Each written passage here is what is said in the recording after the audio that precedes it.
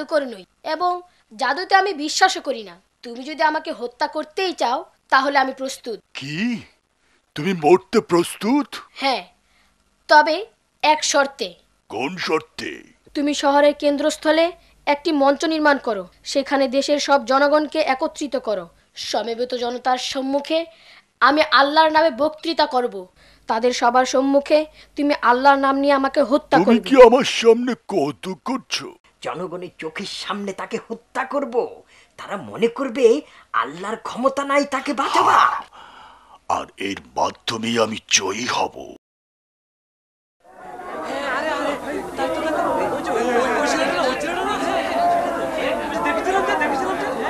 সে আজ নতুন কিছু বলবে নাকি? দেখাই যাক না কি বলে। মনে হয় সবাইকে দাওয়াত দেবে।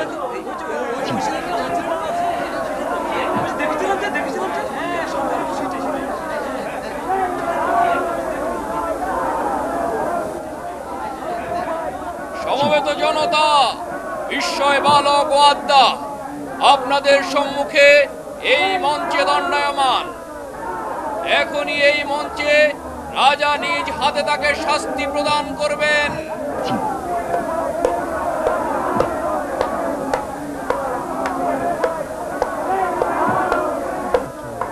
তুমি কেন এই পথ বেছে নিলে বালক? ইনশাআল্লাহ আমার মৃত্যুর পর তুমি এর উত্তর পেয়ে যাবে।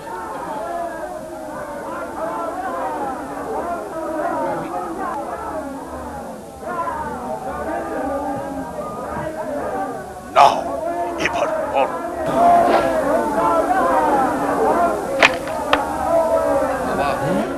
তুমি আমার সঙ্গে প্রতারণা করেছো। কখনো না। আমাকে হত্যা করতে চাইলে বিসমি রব্বিল গোলাম এই বাক্যটি উচ্চারণ করো।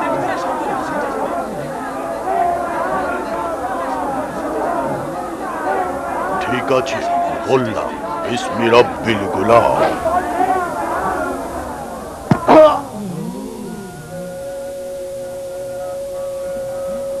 আমি তাকে মারতে পেরেছি।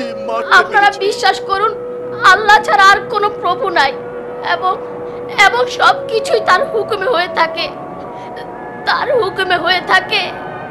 তার হুকুমে হয়ে থাকে।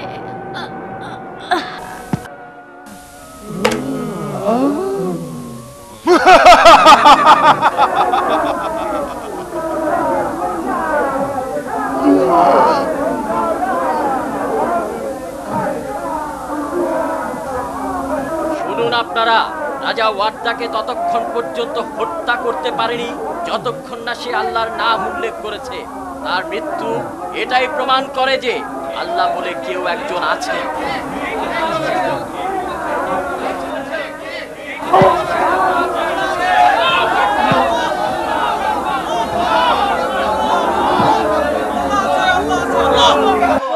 জনগণ খুবই উত্তেজিত হয়ে উঠেছে। এখানে দেখছি সবাই আল্লাহতে বিশ্বাস করে। আমি এতক্ষণে এই বালকের কৌশল বুঝতে পারছি। সৈন্যরা, তোমরা চারিদিকে ঘিরে রাখো, এখান থেকে কেউ যেন পালাতে না পারে। তারপর চারিদিকে আগুন জ্বালিয়ে দাও। আমার দাসত্ব স্বীকার না করলে সবাইকে পুড়িয়ে মারো।